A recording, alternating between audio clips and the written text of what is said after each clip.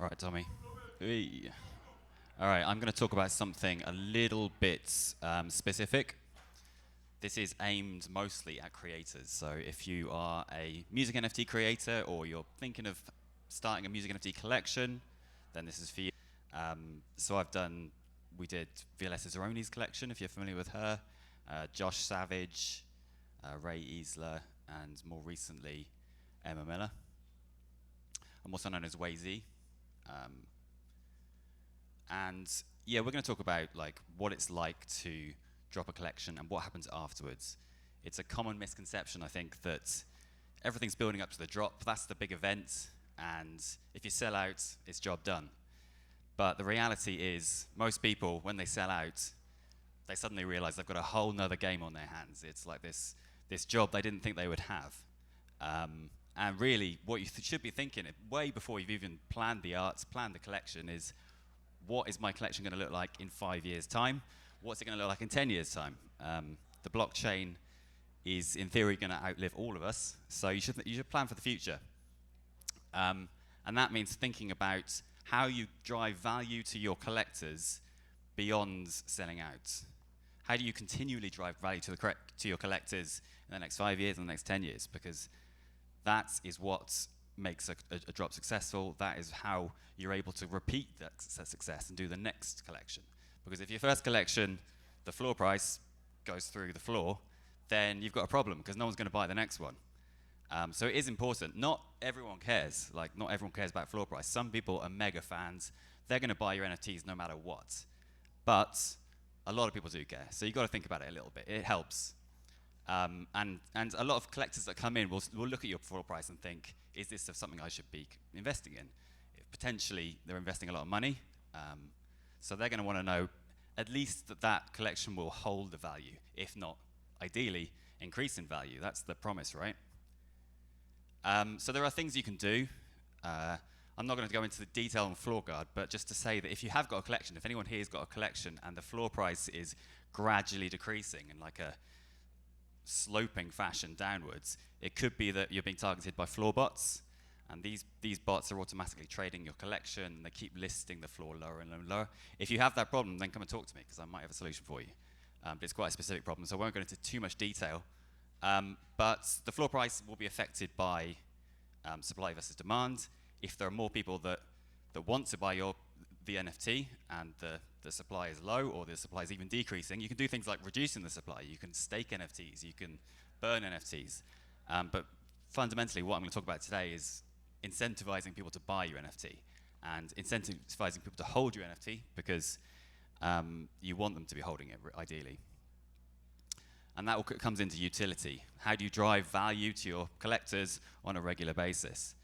Obviously, music in itself is a utility. That's often an argument. It's true. But these NFTs are also a ticket to like gigs, fan experiences, token-gated content. You as a creator should be thinking on a weekly basis, on a daily basis, how do I drive value to my collectors?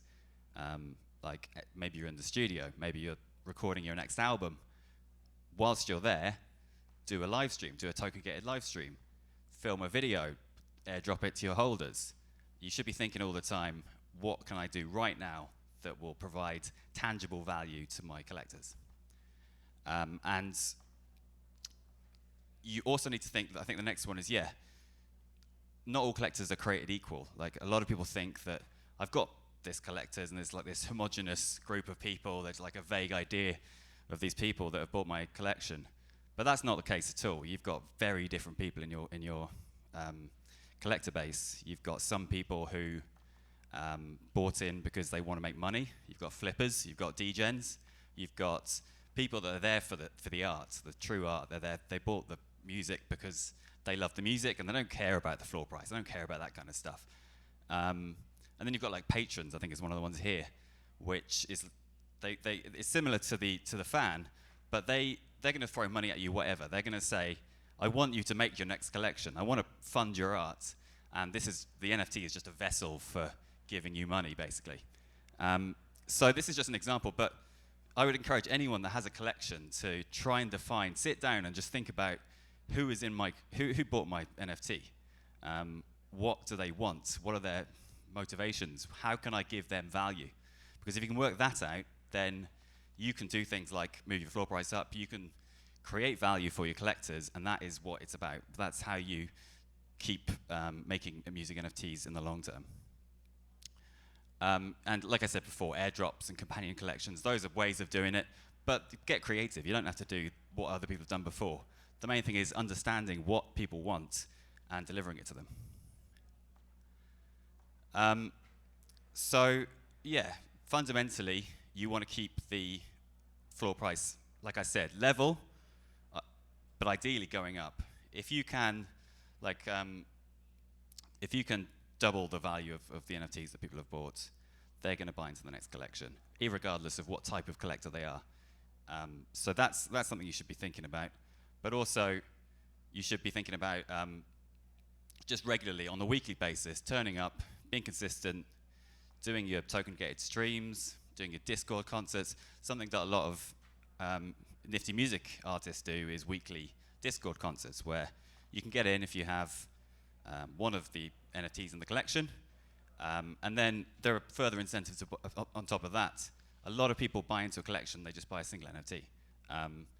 But then we found that it's also possible to convert those people into much more engaged collectors. So you can say, you've got one NFT, that means you can come to the Discord concert. Once a week you get exclusive access, you turn your webcam on, you listen to a little concert, it's nice. But if you collect all of this one trait, or if you collect 5 NFTs, or if you have this thing, you become a part of a smaller club, and that club has access to other stuff, which can change as well. It can be different every month. You can have one month you collect the alien cat, and everyone that has an alien cat gets access to this token-gated stream. Or the next month it's own 3 different frames, and that will give you front row seats to the concert or whatever. Be creative. There's like the possibilities are endless. So just turning up is important, but also thinking about incentivizing secondary sales. If you can get people to buy the next part of the collection, get people to complete the set, they'll go crazy for that. What we did with Moonshot, which was Violetta's first collection, was having different frames, different colored frames. And it was a little game, like how can you collect all the different frames?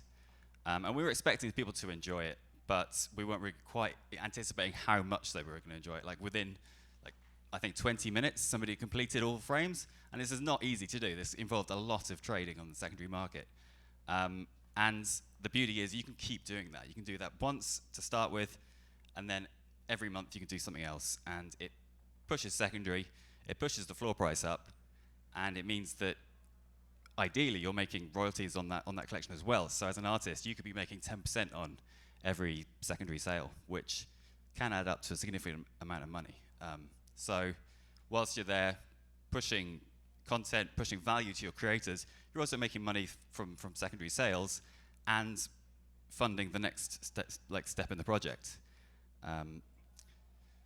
So yeah, just be consistent and always show up, and that's it. I think I've got a minute left. If anyone has any questions, go for it. Go for it. Yeah, these are big collections, so these are ones with different traits and that kind of stuff. Yeah, it's different if it's small editions because you don't have liquidity in the collections. So it's much harder if you have a collection of 100, 200 to do this kind of thing because people tend to buy and hold. They don't trade quite so much, which is why I think it's important to have big collections because then you can do the cool things with the traits, you can do things with rarities, and you've always got this liquidity in the market, which means collectors know they can buy and sell. With smaller collections, you've got problems where someone will buy and then they don't bother listing because nobody else is buying and selling. There's no liquidity, so they just hold, which is not a sign of a healthy collection. And the next time you drop, they're going to look at that and they're going to think, do I want to buy that NFT? Like no one's bought or sold one in 6 months? Probably not. So I think, yeah, having an eye on the future collectors and thinking what is going through their head, why would they want to buy my NFT? How can I drive value? That's the kind of questions I think are worth asking. Go for it. That's a problem if you don't sell out. But there are ways of incentive. Like you can do deals. You can, worst case scenario, you can burn tokens. I wouldn't recommend that because people hate burning tokens, but it's a possibility. That's like a last ditch thing.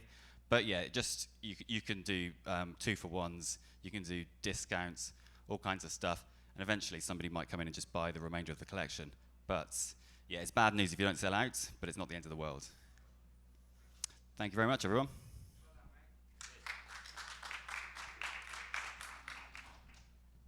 Thank you so much. So now we know what to do after. And